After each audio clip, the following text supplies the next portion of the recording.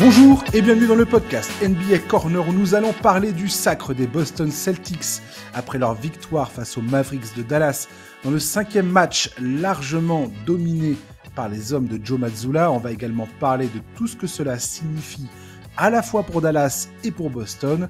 Et sans attendre, c'est Charles que je salue. Bonjour Charles. Salut Josh, salut à tous. Alors Charlie, on a été... c'est terminé la saison. Ouais, ça s'est terminé très vite.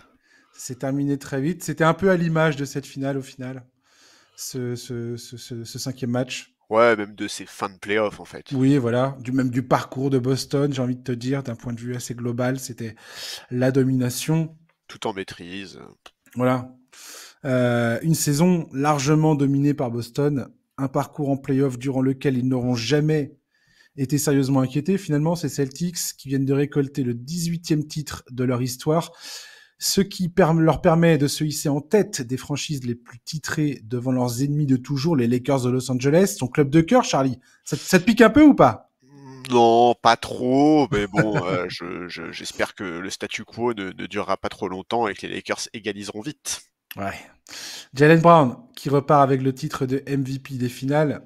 C'est drôle parce que quand il avait été drafté par Boston, il avait été hué par les fans. Donc, belle revanche pour lui. Un trophée amplement mérité pour sa capacité à défendre, notamment sur Luka Doncic, qui aura été toutefois le seul joueur des Mavericks à exprimer son jeu de manière constante, malgré la défense étouffante de Boston. Et on peut souligner peut-être un certain manque d'efficacité, mais à ce point d'isolement, c'est compliqué d'être efficace. C'est justement cette capacité des Celtics à défendre à un niveau élite tout en affichant une efficacité offensive collective tout aussi redoutable qui leur a permis de passer enfin l'ultime marche menant au sacre NBA. Cette équipe a réussi à afficher une domination en saison régulière et en play-off similaire aux meilleures formations de l'histoire comme les Bulls de 96, les Warriors de 2017, même les Celtics de 2008, dans un autre style. Chose remarquable s'il en est, la force de cette équipe repose plus sur sa construction que le talent individuel d'un seul joueur. Les forces de Jason Tatum et Jaylen Brown, joueurs éminemment complets, capables de faire la différence des deux côtés du terrain, ont été sublimés par les capacités propres de chacun de leurs coéquipiers. Passé de coach au poste de dirigeant des opérations basket, Brad Stevens a su bâtir une équipe autour du talent singulier de ces deux stars, non sans faire de sacrifices, non sans complications en chemin, non sans douter parfois qu'il faisait les bons choix. La victoire de Boston est celle de la patience, de la loyauté et de la capacité d'une franchise à tendre vers un objectif porté dans un même élan autour d'un groupe qui a su sacrifier les honneurs individuels pour permettre au collectif de s'imposer. Charles, un premier mot sur la victoire de Boston. Bah, finalement, on n'a jamais senti que Dallas avait la capacité de revenir dans cette série. Le match 4, après lequel on avait enregistré la dernière fois, n'était pas révélateur d'une quelconque évolution dans le rapport de force. C'est comme on l'avait pensé, c'était un simple accident, un match 100 comme Boston a été parfois capable d'en faire cette saison. Là, ce match 5, on a assez vite compris que ça allait être compliqué. Je crois que dans le premier quart-temps, les Mavs sont à 3 sur 12 à 3 points. Alors certes, il y a un bon impact de Josh Green en sortie de banc qui permet de pas prendre d'éclat, mais en face, côté Boston, on sent que tout le monde répond présent et qu'il suffit d'une seule mauvaise séquence de Dallas pour que l'écart se fasse. Et évidemment, la mauvaise séquence, elle finit par arriver à la fin du premier quart avec des loupés de Kleber, des pertes de balles de Doncic, de PJ Washington, et en face, on sent bien que Boston veut en finir. Tout le monde s'y est mis. Holiday, Tatum, Brown, même Hauser s'y sont mis pour faire passer l'écart à plus 10 à la fin du premier quart, plus 20 à la mi-temps. Bon, voilà, on a retrouvé les mêmes soucis qu'on avait vus sur les 3 premiers matchs avec des pénétrations trop faciles pour Boston. En face, Doncic et Irving sont en galère, même si Luka limite la casse. Mais bon, 5 sur 18 en cumulé à 3 points, encore 7 balles perdues pour Doncic, c'était trop compliqué. Et quand on avait évoqué les scénarios qui permettraient aux Mavs de prolonger cette série, on avait évoqué la nécessité de voir la défense dans la raquette être aussi performante qu'au match 4. Ça n'a pas été le cas. On avait mentionné l'éventualité d'un statement game de Doncic, on l'a pas vu. Kyrie, qui était plutôt pas mal revenu depuis 2 matchs, là, il a pas réussi à maintenir ce niveau sur le parquet de Boston. Voilà, pour être très franc, dès la fin du premier quart-temps, ça sentait le sapin pour Dallas, et à l'image de l'ensemble de cette série, il n'y a pas un moment dans le match où je me suis dit, ah bah là ça sent bon, ils vont revenir et ils vont l'emporter. On parlera de un peu plus longuement tout à l'heure, mais pour rebondir sur ce que tu es en train de dire concernant Cette défaite de Dallas. Moi, personnellement, j'avais donné Dallas en 7 parce que je pensais que, comme dans les séries précédentes, et Luka Doncic et Kyrie Irving avaient les moyens de sortir des performances assez extraordinaires pour permettre aux Mavericks de s'imposer. C'est ce qu'on avait vu dans les 3 séries précédentes, Ouais. notamment face aux Wolves, où tu as l'impression que tout d'un coup, ce duo était en train d'atteindre son point culminant en termes de force, d'efficacité, de compréhension de comment vraiment être complémentaire sur le terrain. Ouais, et puis ils avaient un impact statistique incroyable. Sur la série, ils sont à 60 points de moyenne à 2 quasiment contre les Wolves. Exactement. C'est fou. Et ça débloquait également le jeu pour tous les autres. Et c'est pas du tout ce qui s'est passé là. Très rapidement dans cette série, on a vu, c'est le scénario raisonnable que j'avais évoqué dans la preview qui s'est déroulé, c'est-à-dire que la défense de Drew Holiday et d'Eric White a totalement muselé Kyrie Irving. Kyrie Irving, cependant, qui a eu des shoots ouverts, hein, il a été aussi très maladroit, notamment à Boston, où il affiche des statistiques Terrible. pour tous les matchs à Boston qui sont absolument catastrophiques. Ah ouais, Pour le c'est plus grand délice d'ailleurs des fans de Boston, je pense que beaucoup ont été se sont réjouis de le voir cafouiller son basket quand il jouait sur le parquet des Celtics, mais il a été très très maladroit et sans ça, c'était impossible pour Luka Doncic de surnager à ce point et de porter cette équipe. Il y a eu quelques matchs serrés, mais effectivement, sans Kyrie Irving En fait, il fallait que Luka Doncic soit incontestablement le numéro 1 et il fallait que Kyrie Irving arrive à titiller au moins la place de numéro 2 oui. Face à Tatum et à Jalen Brown, et c'est pas du tout ce qui s'est passé. Non, c'est pas du tout le cas. Et pour ceux qui doutent de l'impact que peut avoir l'avantage du terrain en finale, regardez les finales de Kyrie. Hein. Tu l'as dit, ses performances à Boston ont été très, très, très compliquées. C'était une catastrophe. Et au-delà de Drew Holiday et d'Eric White, dès qu'ils se retrouvaient face à la longueur de Tatum et de Brown, ça n'allait pas non plus. Les Celtics sont taillés pour défendre sur absolument n'importe qui. Et derrière ça, il y a une efficacité offensive absolument redoutable et impardonnable. Et quand tu regardes un peu les victoires de Boston, c'est assez amusant de voir comment à chaque fois l'acteur principal, on va dire, des Celtics était différent. Le premier match, c'est Kristaps Porzingis qui a commencé sur les chapeaux de roue, qui a emmené complètement cet élan côté Boston. Et puis voilà, il a fait un match absolument extraordinaire, irréprochable. Le game 2, c'était Drew Holiday. Le game 3, c'était Jalen Brown, avec notamment une deuxième mi-temps absolument hallucinante en termes de puissance offensive. Et dans ce game 5, c'était Jason Tatum, qui, même s'il fait une série, même s'il fait des finales avec, voilà, encore une fois, une panne d'adresse, il n'aura pas forcément brillé en termes d'adresse durant ses playoffs, mais on peut dire qu'il a fait à peu près tout le reste. Il a été au rebond, il a été présent en création, il a fait circuler la balle, il a jamais tiré la couverture vers lui, il a toujours été dans le sens du collectif, et il termine avec un titre de champion NBA à l'âge de 26 ans. Ouais. Ouais, et sur ce que tu disais, sur le fait que à chaque match quasiment c'est des joueurs différents qui ont brillé, je suis tout à fait d'accord. Moi, ça m'a un peu rappelé notamment les finales de 2015 des Warriors, l'année où c'est Iguodala qui chope le MVP des finales. Tout à fait. C'est ça qui se passe en fait. C'est un peu, t'as l'impression qu'à chaque match, un coup c'est Curry, un coup c'est Clay, un coup c'est Iggy, un coup c'est Draymond. Enfin bref. Et là, effectivement, à Boston, on a senti que il y avait chaque soir quelqu'un pour faire les moves qu'il faut. Alors, Jalen Brown, MVP des finales in fine, moi ça me choque pas du tout. Certes, statistiquement, il est en dessous des chiffres de Tatum sur ses finales, mais sur le parquet, à mes yeux, le patron de cette équipe, ça a été lui. Défensivement, il a été incroyable sur le meilleur joueur adverse. Il a eu beaucoup d'impact dans les moments clés de matchs qui auraient pu tourner en la faveur des Mavs. Il a vraiment été le baromètre de son équipe, celui qui donnait le ton dans l'intensité, en défense, en attaque. Il a vraiment fait des finales magnifiques. Alors, Tatum a également été très bon dans un registre plus complet que ce qu'on peut attendre de lui. Et d'ailleurs, il termine meilleur scoreur, meilleur passeur et meilleur rebondeur de son équipe sur la série. Mais il a été maladroit et l'impact de Jalen Brown des deux côtés du parquet a vraiment fait une énorme différence. Complètement, ouais. Il y a une chose qui m'a marqué particulièrement pendant les célébrations, c'est l'interview que Brad Stevens a accordée à NBA TV quand il a parlé de lui qui a été coach de cette équipe à l'époque où il y avait Marcus Smart. qui a été dirigeant au moment où Marcus Smart, il a dû prendre la décision de s'en séparer pour faire venir Kristaps Porzingis. Il a également parlé de la difficulté de se séparer de Malcolm Brogdon et Robert Williams pour faire venir Drew Holiday.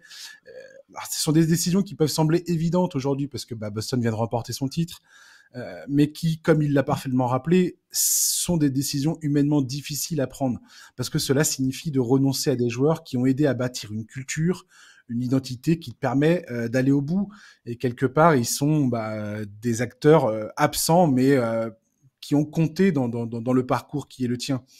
Et c'est drôle parce qu'il y avait Drew Holiday qui était présent au moment où il parlait de ça. Et Drew Holiday, j'ai pas pu m'empêcher que ça devait résonner particulièrement en lui, puisque lui qui était à Milwaukee quand ils ont gagné le titre en 2021, qui a été la pièce, encore une fois, qui a un peu fait basculer un club, enfin une franchise pour lui permettre de remporter le titre. Ça a été le cas aux Bucks, ça a été le cas là aux Celtics. Et j'ai pas pu m'empêcher voir Boston gagner. Moi personnellement, qui ai suivi cette équipe depuis un bon moment, qui avait vraiment, et ça j'en ai parlé au moment où Marcus Smart a été transféré. Forcément, ça m'avait fait un pincement au corps particulier parce que Smart était vraiment un joueur essentiel dans l'identité de cette équipe. Et le fait qu'ils partent pour faire venir Porzingis, à l'époque, je me suis dit, mais attends, mais ils perdent tellement sur le périmètre et puis en leadership dans le vestiaire. Ouais, en identité. Et le fait qu'ils arrivent ensuite à mettre les mains sur Drew Holiday, et là, tu te dis, c'est absolument parfait, en fait. Et quand tu vois le rôle qu'a eu Drew Holiday, plus que Porzingis, quelque part, Porzingis, il s'est un peu passé ce que j'avais prédit. C'est-à-dire qu'il a été absent sur blessure la quasi-totalité de ses playoffs. Il a quand même été là un petit peu. Il a joué 2 matchs et demi dans cette finale. Et finalement, ça n'a pas eu vraiment de conséquences sur la capacité de Boston à aller au bout, parce que aussi les match-ups étaient bons. Mais voilà, j'ai trouvé que c'était un beau moment et que c'était aussi une façon, que Drew Holiday soit là à ce moment-là, ça m'a interpellé parce qu'il y avait plusieurs lectures de ce moment, au moment où Brad Stevens était en train d'exprimer ça, lui qui a été coach, lui qui a été dirigeant et qui a eu le prix de dirigeant de l'année et qui a parlé de tout ça, quoi. Ouais, déjà, moi, je suis très content que tu cites ces deux noms-là, parce que je pense d'abord, évidemment, que Brad Stevens, il faut absolument lui rendre hommage. Il était déjà un grand coach, et au passage, je suis un tout petit peu triste qu'il n'ait pas gagné un titre avec cette casquette-là. Mais on sait aussi maintenant que c'est également un très grand général manager. Les choix qu'il a fait avec cette équipe sont remarquables, que ça soit maintenir sa confiance au duo Tatum-Brown, quand beaucoup en ont douté ces dernières années, nommer Mazzulla, aller chercher des mecs comme Derrick White, Drew Holiday. Il y a vraiment pas grand-chose à jeter. C'est du superbe boulot. Il a construit une machine à gagner. Et évidemment, moi, je voulais absolument qu'on ait un mot pour Marcus Smart. Il a dû suivre cette saison de Boston avec un sentiment un peu étrange. C'est un joueur qui a été ô combien important pour cette équipe et cette franchise pendant quasiment 10 ans. Et c'est vrai qu'au moment du trade, c'était un peu dur à digérer pour beaucoup de fans et beaucoup d'observateurs. Et moi, je fais partie de cela. Je trouvais ça violent et je pensais qu'il leur manquerait dans leur quête du titre. Enfin, il fait partie de ceux qui ont amené cette saison-là, dans le sens où il a fait partie de ceux qui ont fait progresser les Brown et Tatum, qui ont aidé à mettre en place cette culture. Il a aidé ce corps à progresser, à monter en puissance. Alors, il a pas de bague, évidemment. Il est chez les Grizzlies à l'heure où on parle, mais ouais, petite pensée pour lui. Dans mon cœur, il est presque partie prenante de ce titre et j'aurais adoré le voir baguer avec cette équipe. Donc ouais, je suis très content que tu cites Marcus Smart parce que pour moi, c'est vraiment un mec pour qui il faut, quand on est fan de Boston, il faut avoir une pensée pour lui aujourd'hui. Complètement. Et pas oublier ce que cette franchise lui doit. Tout à fait. Tout à fait. Et bizarrement, moi qui pensais qu'ils allaient payer le prix de cette séparation avec Marcus Smart au profit de faire venir Porzingis, et encore une fois, c'est ce que j'avais dit à l'époque, et c'est ce que je continue de croire encore aujourd'hui, c'est que Porzingis, tu peux pas compter sur lui. Disons que physiquement. Pour moi, le trade de Porzingis, il est validé dès lors où tu arrives à choper Drew Holiday dans la foulée pour remplacer Smart. Mais voilà, c'est ce que j'allais dire. C'est après, la probabilité que Drew Holiday devienne accessible et qu'ils ont le package nécessaire pour le faire venir, du moins un package qui plaise à Portland, c'était pas gagné. Non, c'était pas gagné. C'était pas gagné du tout parce que plein d'autres équipes auraient pu. Et oui, il y avait du lourd sur le dossier. aurait pu, ouais, puis il y avait des équipes, si elles avaient voulu, auraient pu faire des propositions bien plus alléchantes que celles Oui, de Boston. je suis d'accord. Donc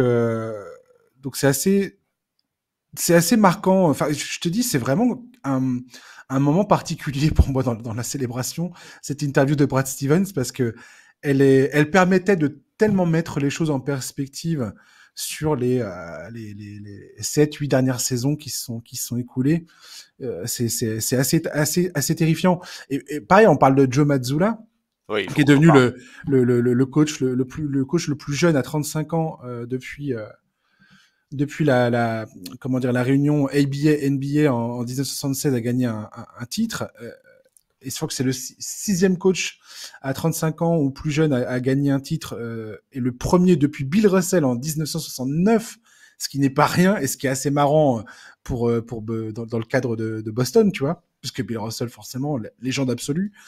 Euh, Joe Mazzulla arrive dans une situation hyper compliquée, c'est-à-dire qu'il part il arrive sur le départ de Ime Udoka qui vient d'envoyer cette équipe en finale NBA, Qui est adoré par son qui vestiaire. est adoré par son vestiaire, qui a imposé une identité défensive dont par exemple un gars comme Robert Williams est partie intégrante. Et Joe Mazzulla arrive avec sa façon d'être, sa façon de concevoir le basket, un côté très analytique, un côté qui ne plaît pas forcément à tout le monde, notamment chez les fans, une façon de gérer les matchs qui ne plaît pas à tout le monde non plus. Et en 2 ans, enfin, je veux dire, l'an dernier, il y a plein de personnes qui demandaient potentiellement est-ce qu'il soit sacrifié Dont moi. après l'élimination face à Miami. Et donc, je me dis, enfin, tu vois, ça tient. À quoi ça tient? Parce que qui te dit que si Emi Udoka n'était pas parti dans le contexte qui a été qui a été le, qui était là pour son départ? Qui nous dit que Brad Stevens aurait fait les mêmes moves? Qui nous dit que Emi Udoka n'aurait pas dit ah non mais jamais Robert Williams tu le vires parce qu'il est trop important dans la logique de ce que je veux du jeu que je veux mettre en place et ainsi de suite en termes de choix de personnel.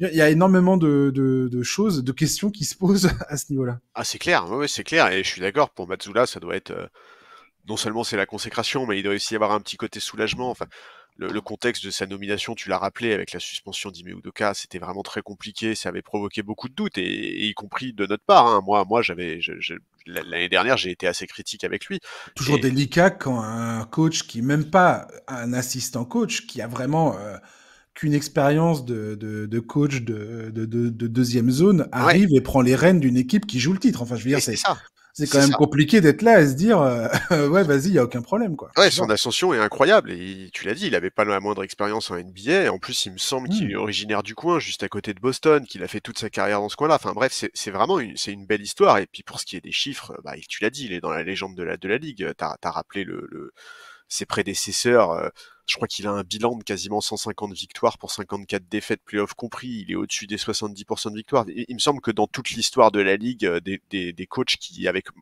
autour des 200 matchs ont connu autant de succès, il y en a quasiment pas. Enfin bref, c'est c'est du super bon boulot. Alors ok, il avait une équipe incroyable entre les mains, mais ça ne garantit aucunement d'aller au bout. Donc très grand coup de chapeau à lui, à son coaching staff. C'est normal de le faire parce qu'on a douté de lui.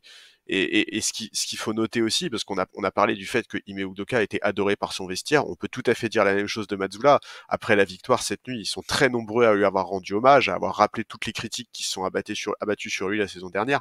Enfin, on sent vraiment que le groupe est derrière son coach. Alors évidemment, c'est toujours plus facile de l'être quand on gagne, mais n'empêche que ça fait plaisir de voir les différents hommages qui lui ont été rendus et de toute façon quand on regarde la saison de Boston dans sa globalité, il y a rien à redire, c'est une saison incroyablement dominante, que ce soit en régulière ou en playoff, on les a jamais sentis en difficulté, on n'a jamais senti qu'ils étaient face à un défi capable de les pousser dans leur retranchement, et ça c'est pas un hasard, ça veut aussi dire que le coaching staff les a toujours bien préparés, qu'ils avaient Exactement. voilà, tout le boulot a été bien fait en fait, du début à la fin, en amont avant les matchs, c'est très bien fait. Et ouais, c'est grand respect à Mazzulla et je suis très content qu'il ait donné tort à tous ses détracteurs, dont moi.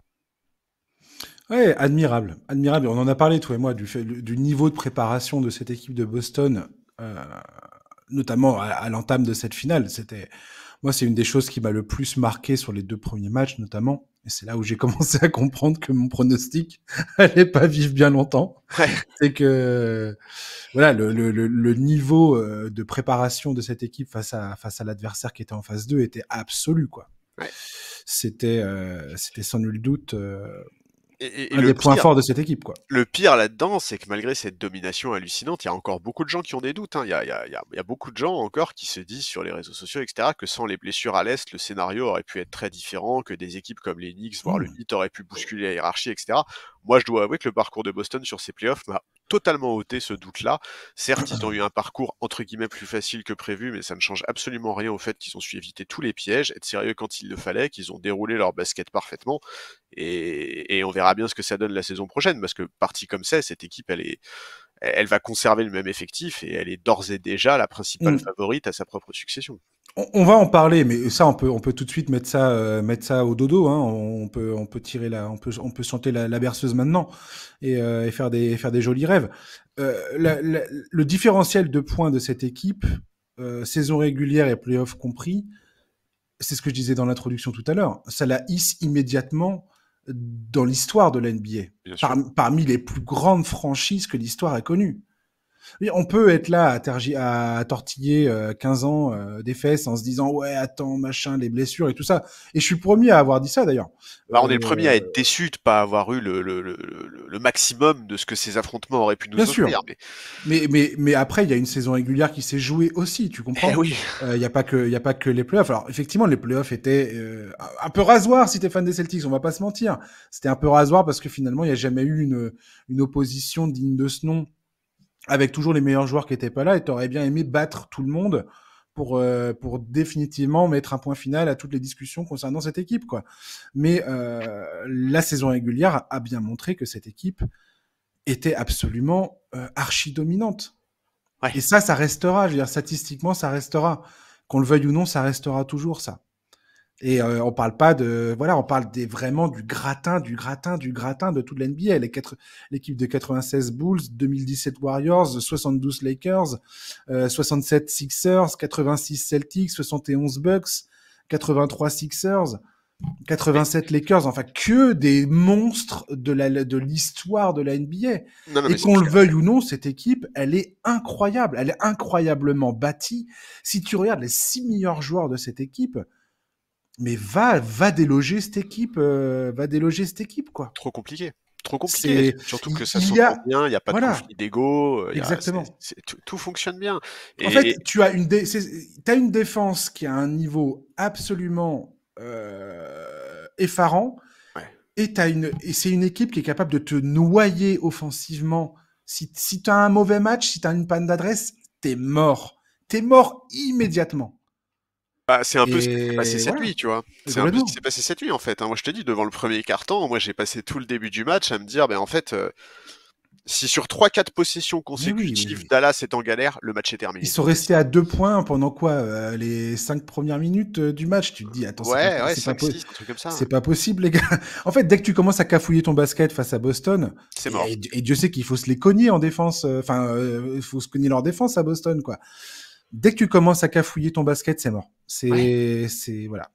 Sauf après, si tu arrives à taper un run, et ainsi de suite. Dallas, on a vu qu'ils ont eu de temps en temps des runs, mais à chaque fois, ça semblait trop court, trop peu, enfin, pas Ah oui, assez, non, mais c'était pas on suffisant, quoi. non, mais on n'est pas en train de dire que cette équipe, elle va gagner les 5 prochains titres et Hmm. que de toute façon, c'est peine perdue. Mais c'est clair que là, sur cette campagne, il y a pas à relativiser la portée de leur titre en fait. Voilà, ils ont fait tout ce qu'il fallait et moi je suis persuadé que si Butler avait été là, si Donovan Mitchell, si machin, je pense vraiment que ça aurait pas changé grand chose.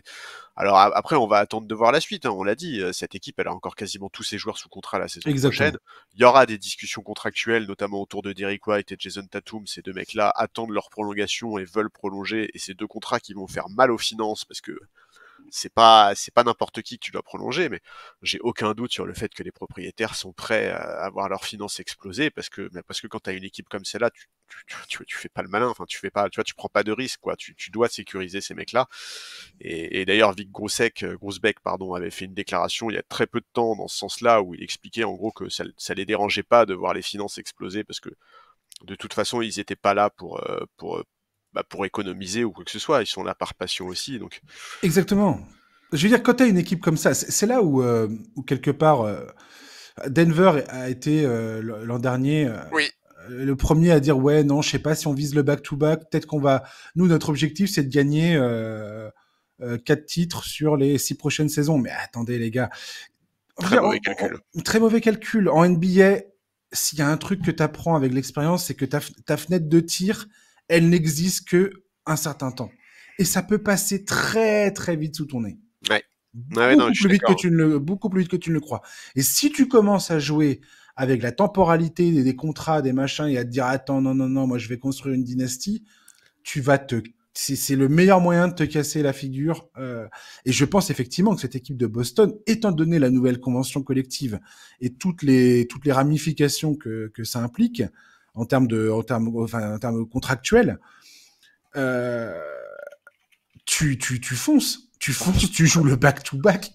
immédiatement. Et attention, hein, parce que Immédiatement, parce que là, on parlait d'extension, mais tu as notamment Sam Hauser et Kristaps Porzingis. Alors, logiquement, ils sont signés pour la saison prochaine. Hein. Je crois que Sam Hauser, il a une option équipe, donc voilà, qui a été ouais. très très bon. D'ailleurs, Sam Hauser, Ah oui. c'est incroyable comment il a été. Je pensais jamais de la vie qu'il serait aussi efficace. Il a été impeccable. Bref, Porzingis, il est re-signé jusque la saison 2026. 2025-2026. Ouais, ouais. Donc voilà, donc ça après, ça sera à la fin de la saison prochaine, tu auras sûrement des décisions à prendre et voir comment tu fais. Mais à partir du moment où tu as cette espèce d'ossature de 6 joueurs absolument incontestés dans cette équipe et qui marche comme jamais. Enfin, je veux dire, c'est ce qu'on vient de dire. Historiquement, c'est une des meilleures équipes que la NBA ait jamais vues. Tu continues là-dedans. Ah bah oui. Il n'y a pas de question à se poser. Et attention, parce que Je pense conserver pas. le titre en NBA, ça aurait vraiment de la portée, parce que c'est quelque chose qui est difficile à faire, un back-to-back. Y a personne n'a réussi à le faire depuis 2018 et les Voilà, Warriors. c'est ça Et, exactement. et cette équipe de Boston, aujourd'hui, il faut être très clair, elle a absolument tout pour s'inscrire dans la continuité, comme l'ont fait les Warriors dans les années 2010. Complètement. Et c'est marrant parce qu'on est au tout début d'une convention collective qui est extrêmement punitive. En plus, Et je pense qu'on va finir par comprendre assez rapidement à quel point c'est compliqué de faire ce que souhaite faire Calvin Booth à Denver, à savoir construire, et se dire tiens, on va devenir les nouveaux Spurs de San Antonio. Je sais pas si c'est raisonnable de penser un truc pareil, quoi. On verra bien ce que Denver fera la saison prochaine, mais et pendant l'intersaison, et ça, j'espère qu'on aura le temps d'en discuter dans les podcasts qu'on va faire sur les échanges, sur le marché des agents libres.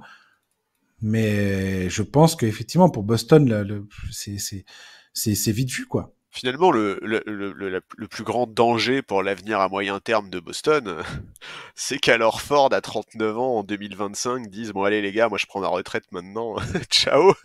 Alors Ford, est-ce qu'on peut parler vite fait de ce joueur qui Bah est, ouais, bien sûr. je pense, une des plus grandes joies de ma saison, c'est de voir ce gars-là, après 186 matchs de playoff, gagner enfin une bague de champion. Pour sa 17e saison NBA, magnifique, Ouais. magnifique. Avant lui, le record, c'était détenu par Gary Payton, qui avait passé 152 matchs donc sans gagner, pour finalement l'emporter quand il a rejoint le Heat de Miami en 2006. Je regardais le classement des joueurs avec le plus de matchs en playoff sans bague de champion. Donc le premier, c'est Karl Malone, 193. Ensuite, tu avais Al Horford, hop, c'est fini pour lui. Maintenant, il a rejoint le club des champions, merci pour lui. John Stockton, 182. Ensuite, on a Sam Perkins, 167. On a James Harden qui est à 166. Chris Paul qui est à 149. Kyle Korver qui est à 145. Et après, tu as George Hill, Reggie Miller et Charles Oakley qui sont à 144. C'est Ouais, ouf comme truc. ouais, c'est dingue. Ouais, non, mais ça fait trop plaisir pour lui. Hein. Je suis tellement content pour ce joueur. Bah ouais, ça fait trop plaisir. Il le mérite. C'est un joueur incroyable. Il est tellement intelligent sur le My parquet. Il a une God. mentalité remarquable. Enfin, sa longévité est exceptionnelle. Enfin, Son vraiment. intelligence de jeu, le fait qu'il soit capable d'être aussi efficace sur un terrain de basket à l'âge Ouais. qu'il a. Je veux dire, si tu regardes sa carte, je crois qu'on en a déjà parlé. C'est pas la première fois que je m'entends dire ça, mais Al Horford, c'est un joueur tellement à la carrière extraordinaire, que ce soit quand il était à l'université, où il a été 2 fois titré, il me semble, avec les Florida Gators, et ensuite il est arrivé en NBA. Il a quasiment jamais connu de saison pourrave à l'Orford. Il a toujours été dans des équipes qui gagnent. Et Ouais. il a toujours été, voilà, enfin un joueur, un élément clé d'une équipe qui est en train de caracoler en tête des classements, quoi. Et je trouve ça absolument génial qu'il le fasse. Et c'est marrant parce qu'il a raconté cette anecdote de dire, quand il a rejoint les Celtics en 2016, il me semble, et Danny Ainge qui lui avait dit, tu verras, il y a rien, Y y a a rien rien de de mieux que comparable, ouais, voilà, que de gagner un titre à ouais. Boston. C'est mieux d'en gagner un à Boston que plusieurs ailleurs. C'est ça, ouais. C'est magnifique ça. Et ça m'a fait marrer, Ouais, mais cette tu vois, anecdote. même ses déclarations post-titre, enfin, le mec qui parle de sa fierté de voir la progression de Jaylen Brown et Jason Tatum, enfin, ouais, je trouve vraiment que ce mec-là, il a vraiment une mentalité géniale et j'aimerais qu'on ait plus de mecs comme lui en NBA parce que ça fait du bien. C'est un plaisir de le voir sur le parquet, c'est un plaisir de l'écouter parler et c'est vraiment génial de voir ce mec-là titré. Franchement, je suis bien d'accord avec toi. C'est le grand plaisir que j'ai aussi. Ouais. Et puis ça a l'air d'être un être humain tellement incroyable, tellement gentil, tellement, je sais pas, tellement généreux. Enfin, ça a l'air d'être quelqu'un d'équilibré. Enfin, vraiment un exemple à suivre, quoi. Ouais, Quelqu'un ouais. d'absolument respectable. Et il y a qu'à voir comment il se comporte avec sa famille, avec ses enfants, ce qu'il dit avec son père qui est souvent là au match pour le regarder jouer encore aujourd'hui. Et il a dit, ouais, non, pourquoi j'arrêterais et tout ça. Tant que je me sens bien, tant que j'ai envie de continuer, bah, je vais continuer. Et franchement, il défie les effets du temps, quoi. Ouais, ouais. Non mais je te dis, c'est pour ça, hein. C'est en fait quelque part le pire qui pourrait arriver pour Boston dans les prochaines Ouais. saisons, c'est que ce mec-là dise allez, moi c'est rideau les gars, ça fait bientôt 20 ans que je suis là, j'arrête. Et franchement, remplacer un type pareil, c'est très très très compliqué. Hmm. On va parler un peu de Dallas maintenant, pour terminer ce podcast. La déception de la défaite ne peut pas nous faire perdre de vue le fait que cette équipe a clairement, sans aucune discussion possible, dépassé toutes les attentes qu'on aurait décemment pu placer en elle à l'entame de la saison. Je pense que même les plus fervents supporters de cette équipe ne pouvaient pas imaginer un tel parcours.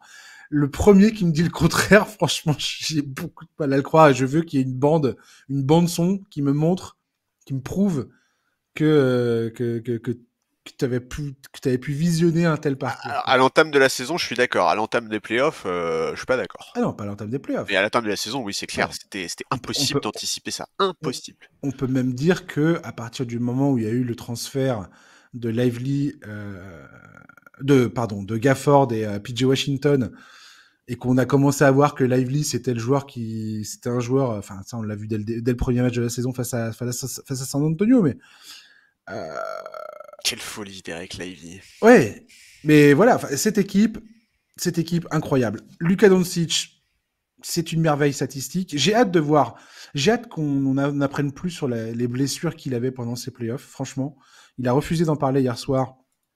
Je le comprends. Et voilà, c'est devenu le premier joueur à mener son équipe en total de points, rebonds, passes et interceptions en playoff. Euh, c'est lui, au final, que Dallas devait rassurer en début de saison. Parce que c'est la question qu'on se posait tous. C'est est-ce qu'il y a un moment, ça va pas être un repoussoir pour Luka Doncic d'être dans un club, dans une franchise, pardon. Oh, faut que j'arrête avec ce truc-là.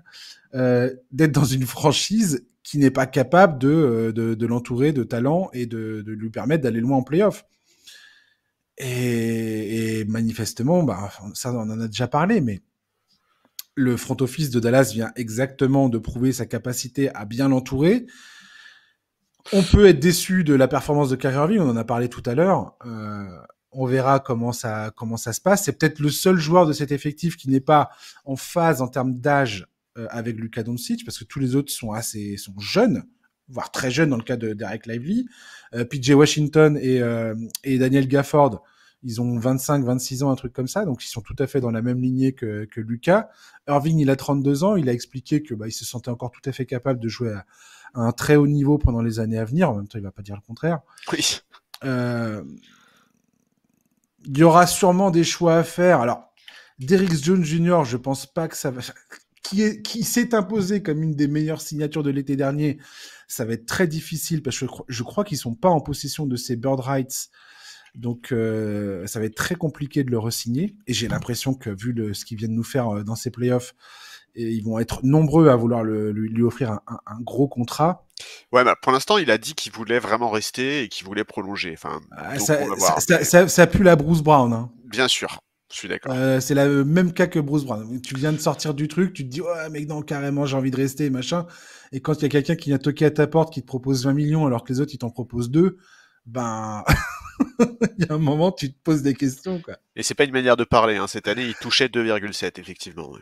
Non, mais c'est humain, tu vois. Ouais, non, bien sûr. Surtout un joueur comme ça, qui, grosso modo, vient potentiellement enfin, n'aura probablement jamais d'autres opportunités de signer un contrat riche. Cette ampleur, ouais. Ouais. Voilà. Non, je suis d'accord. Je suis d'accord. Et d'exiger qui plus est de l'argent garanti. Ouais. Donc voilà. Donc on verra comment ils vont faire les Mavericks. Il y aura plusieurs choix également à faire au niveau de certains role players, notamment Dante Exum. Je crois que son contrat n'est pas garanti pour la saison prochaine. Tim Hardaway Jr., qui est largement trop payé et qui sert à rien, on a bien vu. Donc, il sert à mettre des paniers dans le garbage time. Ouais, voilà, rapido. 16 millions la saison prochaine. La seule façon de le bouger, ce serait de faire un sign and trade. Mais alors, voilà, il faut trouver l'équipe qui va être d'accord pour jouer les éboueurs. Il y a aussi Janet Hardy, dont le contrat est partiellement garanti pour la saison prochaine, et que Janet Hardy qui aura plus de contrat après 2025. Ils sont plus en contrôle de leur pic de 2027-2030 puisqu'ils les ont utilisés pour faire des transferts, notamment faire venir Kyrie Irving. Ils ont encore les pics de 2025 qui est réputée être une draft beaucoup plus forte que celle qu'il y aura cette année, et 2031, donc ce qui va peut-être servir de monnaie d'échange sur le marché des transferts dès cet été. Le chantier est énorme à Dallas. Alors ouais, le chantier est énorme. Et en même temps, les fondations sont là. Oui, je suis d'accord. En fait, moi j'ai un peu en mémoire les finales, le parcours en 2021 avec ces finales de conférence où ils ont été absolument incapables de capitaliser sur cette base. Brunson, 2022. C'était 2000, oui pardon. Et l'année suivante, Dallas n'avait même pas goûté aux playoffs. Donc là, on a quasiment tout le groupe, du moins les joueurs importants encore sous contrat, sauf évidemment le cas d'Eric Jones que tu as évoqué. Il faut pas se louper. Il faut pas se louper parce que là, Doncic, la question de son contrat, elle se posera dans un an, à l'été 2025. Et donc c'est aussi pour ça que c'est important que ces finales ne soient pas juste un one-shot pour les Mavs. Il faut absolument qu'ils soient capables de construire sur cette base pour continuer à être ambitieux dans les prochaines saisons. Parce que je pense que Luka, il a pas envie de faire une finale tous les 6-7 ans. Bon, voilà. Globalement, côté Dallas, il y a forcément de la déception. Tu peux pas être heureux de perdre en finale, ça me paraît évident, mais aussi, je reste convaincu que cette équipe aurait pu faire beaucoup mieux sur cette série. On va pas refaire le podcast qu'on a fait dimanche. On a déjà évoqué ce match 3, la faute de Doncic, les regrets qu'ils peuvent avoir sur le fait de pas avoir à 2 partout après les 4 premiers matchs. Ça doit forcément peser un peu. Mais effectivement, il y a quand même énormément de choses positives sur cette saison. Ils sont vraiment montés en puissance sur la fin de régulière et sur des playoffs plutôt maîtrisés, pardon, malgré des vrais problèmes physiques pour Luka Doncic. Donc oui, j'ai hâte de voir ce qu'ils vont être capables de faire. Ils ont vraiment une belle base là sur laquelle s'appuyer, et j'attends de voir à quoi ressemblera ce groupe la saison prochaine avec un mec comme Lively qui a montré dès sa saison rookie qu'il pouvait avoir un impact énorme en playoffs, ce qui est vraiment pas à la portée de tout le monde et qui a encore une marge de progression qui est incroyable. En fait, la vraie question, il y a deux choses que je dirais concernant Dallas. La vraie question, c'est est-ce qu'ils sont vraiment en mesure de progresser en termes d'effectifs et de talent au-delà,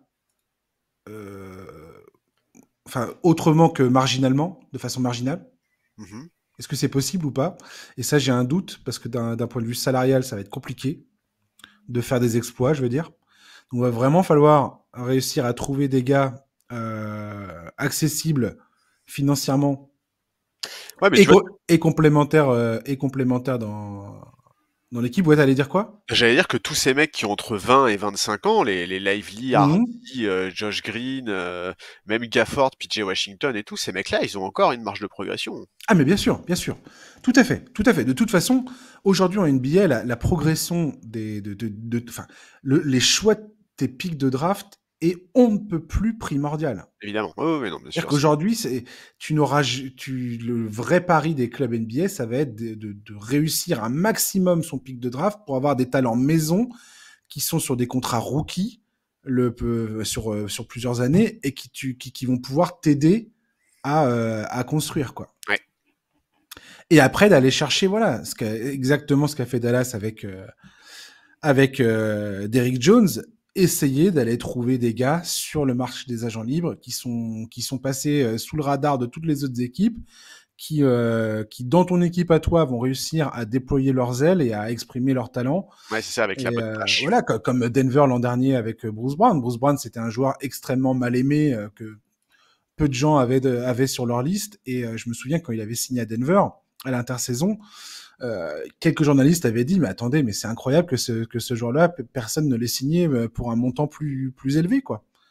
Et la preuve en est que juste quelques mois plus tard, il était champion avec Denver.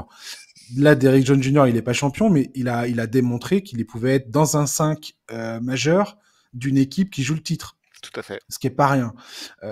Maintenant, quand je vois cette conférence Ouest, je me dis que l'an prochain, elle sera encore plus compétitive potentiellement. Ça a été la confirmation aussi, notamment dans une conférence Ouest ultra compétitive, ça rajoute, hein, que les playoffs sont aussi beaucoup une question de match-up. Ça, on dit et on le répète, c'est extrêmement vrai. C'est vrai aussi à l'Est, mais le niveau à l'Est est un peu moins élevé, je pense. Et on a vu avec Minnesota qui a sorti Denver parce qu'elle était totalement taillée, construite pour battre cette équipe. Et résultat, Denver, qui était un des favoris à l'Ouest, n'a pas pu dépasser les demi-finales de conférence. Minnesota s'est retrouvé face à un problème insoluble face à Dallas parce que Dallas posait trop de problèmes sur le périmètre. OKC n'avait pas encore l'expérience. L'an prochain, ça sera plus le cas. Et je pense que Sam Presti, s'il y a un gars qui est le mieux armé pour corriger tous les problèmes identifiables dans cette campagne 2024, c'est lui. Je pense qu'il peut faire exactement ce qu'il veut. Oui. Il peut recruter qui il veut à partir du moment où il arrive à faire rentrer les salaires dans son salary cap et à se mettre d'accord avec les propriétaires pour payer des taxes, quoi, en fonction du truc. Mais OKC, ça va être un des vrais acteurs de cette intersaison. Surtout qu'ils ont de la place sur le cap, là. Voilà. Et puis Denver, je pense qu'ils resteront dangereux tant que Jokic affiche un niveau de jeu MVP. Il y aura probablement également une plus grande fraîcheur physique et mentale de la part des Jamal Murray, des Michael Porter Jr., des Aaron Gordon. La saison prochaine. Les Timberwolves nous ont bien évidemment montré qu'il fallait les prendre au sérieux. Et puis après, t'as l'espèce de peloton un peu bizarroïde que sont les Clippers, les Lakers, les Pelicans ou encore les Suns, qui veulent rester et qui n'ont pas le choix quelque part, qui veulent revenir ou atteindre l'élite de la conférence Ouest.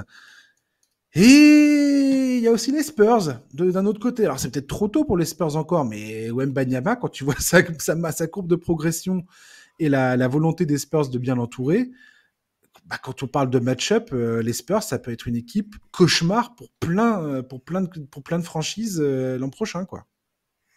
Ouais. Je trouve que c'est pour l'instant un peu tôt, mais c'est vrai que tant qu'on ne sait pas à quoi ressemblera concrètement l'équipe des Spurs de la saison prochaine, c'est compliqué de s'avancer. Et c'est clair que la match-up Wembanyama, elle va faire cauchemarder beaucoup de monde. Les Spurs ont déjà eu un rôle, ça paraît con de dire ça, mais la victoire qu'ils sont allés arracher face à Denver alors qu'ils étaient menés de 20 points dans la toute fin de la saison régulière, ça a empêché Denver ça a totalement modifié comment dire, les matchs, enfin les rencontres, comment dire, la playoff picture à l'Ouest, et Bien sûr, oui. ça a eu son importance quelque part, j'ai envie de te dire. Ouais. On peut pas dire le contraire. Alors ça paraît con parce que c'est une équipe qui avait quasiment aucune victoire, et ainsi de suite. Wembanyama et les Spurs ont vraiment, je pense qu'ils vont avoir une influence dans la conférence Ouest. Plus ça va, je sais pas. Peut-être que je suis trop enthousiaste. Tu penses que je suis trop enthousiaste? Ouais, peut-être.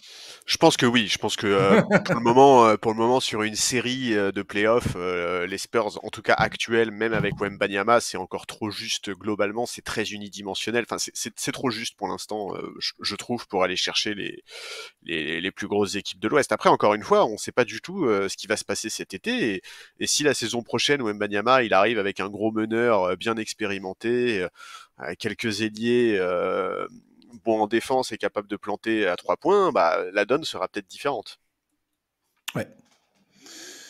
Dallas, si tu regardes un peu leur histoire, en 2006, ils vont en finale, ils perdent contre Miami alors ils menaient la série 2-0. Ensuite, ils ont attendu 5 ans pour y retourner. Il y avait Ah ouais. que Dirk Nowitzki et Jason Terry qui avaient été dans l'équipe de 2006, qui étaient toujours présents en 2011. Donc ça fait écho à ce qu'on disait tout à l'heure. Tu sais jamais quand est-ce que tu vas retourner en finale NBA, quoi. Ouais, Clairement.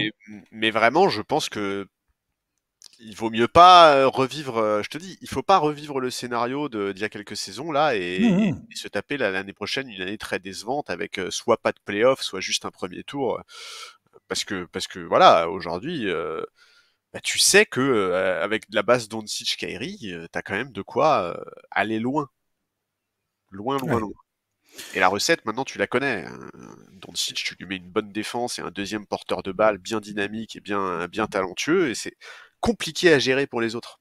Tout à fait. Et ce sera une équipe qui aura du vécu, beaucoup plus de vécu que cette année, cette saison où les Gafford et les Washington ils débarquent à peine, et cette équipe a dû construire enfin, c'est miraculeux qu'ils en soient arrivés là où ils en sont, quoi. Très sincèrement, hein. C'est vraiment la preuve que Doncic est ce joueur, quoi, un Ouais. joueur absolument époustouflant.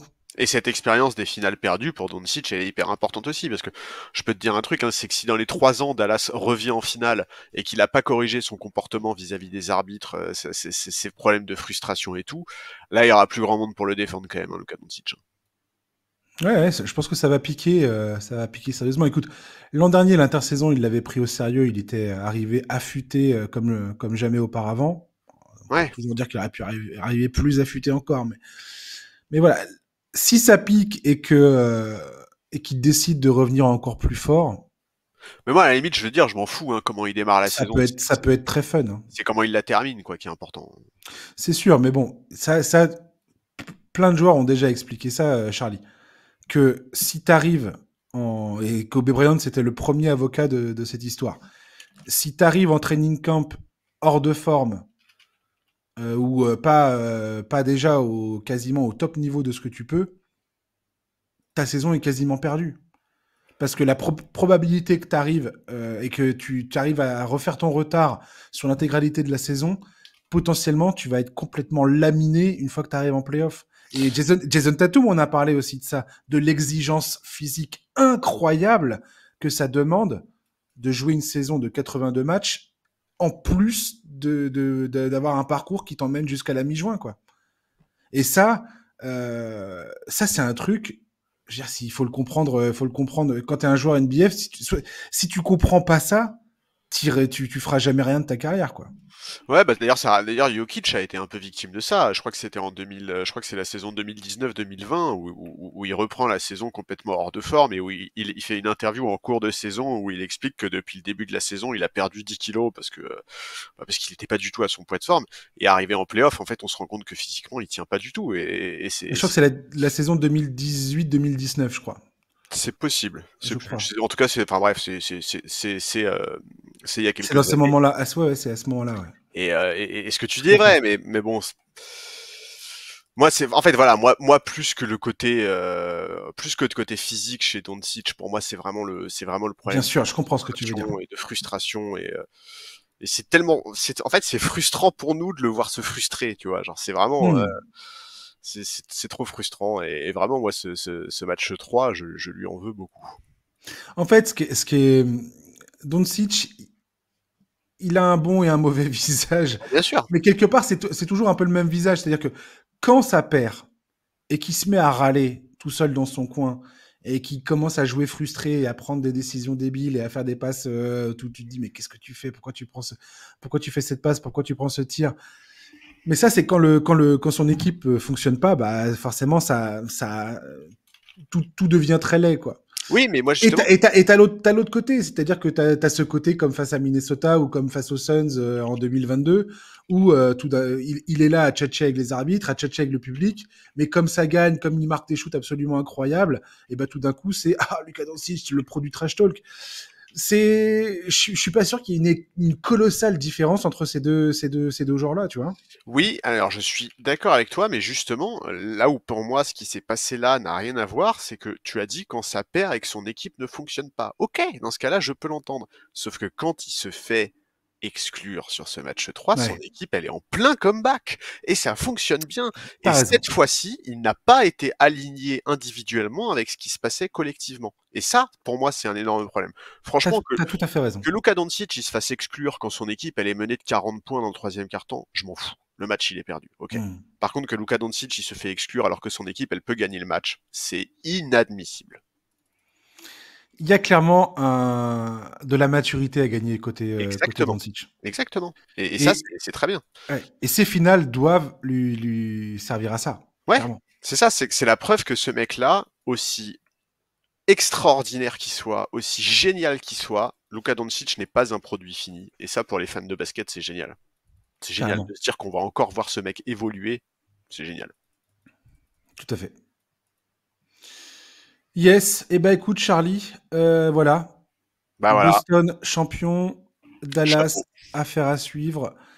Et puis bah, la prochaine fois qu'on se parlera, ça sera dans une semaine et demie à peu près pour l'après-draft, où il y aura de nombreuses choses à dire, puisqu'on a potentiellement 2 Français qui vont être pris premier et second de cette draft. On a également Tidjane Salin qui devrait être pris au plus bas pour l'instant dans les projections, il est 14e, 15e.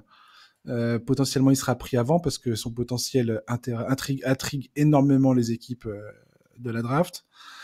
On est parti sur un truc assez fou, je crois. Ouais, on est parti sur une draft assez dingue en termes de densité de joueurs français sélectionnés assez haut. Et écoute, on va voir. C'est vrai qu'on entend pas mal de choses sur cette draft, qu'elle serait pas d'un niveau exceptionnel, qu'elle serait pas très lisible, qu'il pourrait y avoir soit des grosses erreurs, soit des grosses surprises. Donc on va attendre de voir ça. En tout cas, ça va être très intéressant. Nous, on s'en tape. On est en tant que Français, on a envie de voir les joueurs, nos joueurs tomber dans des bonnes situations. Ouais, c'est ça. J'ai vraiment hâte de voir où est-ce qu'ils vont tomber tous ces gens-là, quoi. Exactement, oui, oui, ça je suis d'accord avec toi. On sait à quel point ça peut être très très important l'endroit, la franchise dans laquelle on tombe. Donc Et j'adorerais voir que Bilal Koulibaly recevoir un renfort français ouais, moi je t'avoue, je suis à jamais ses ravi côtés. quand les Français finissent là-bas. Mais Ah ouais, c'est sûr, ouais. C'est sûr. Mais franchement, je suis désolé, Bilal, mais franchement, ouais. je crois tellement en Bilal. Moi Je crois aussi, tellement en ce joueur. moi aussi, je La crois énormément en vache. lui. Je pense qu'il a Oh, un profil tellement compatible avec la mais NBA, tellement. mais n'empêche qu'il est pas au meilleur endroit pour se développer. Désolé les C'est fans, vrai. désolé les fans des Wizards, mais là vraiment. C'est vrai. Et puis bah voilà, on va en profiter rapidement pour quand même remercier tous les auditeurs qui nous écoutent, Jérôme, les Johanna, les Abdel, enfin tous ceux qui sont là toutes les semaines, tous ceux voilà vous qui nous écoutez tout le temps, baragouiner, nous tromper sur nous tromper sur nos pronostics. Voilà, merci de nous écouter, c'est cool de pouvoir partager ça avec vous tous. Et sachez que c'est un vrai plaisir d'être ensemble à vivre ça dans ce podcast. Et puis après, il y aura l'intersaison, tout ça. Enfin bref, on aura le temps d'en reparler. Charlie, je te dis au 28 juin. Avec Ok. plaisir, ouais. Voilà, et puis d'ici là, prenez soin de vous, passez une bonne fin de journée, une très bonne semaine, un bon week-end, amusez-vous bien, et à la prochaine.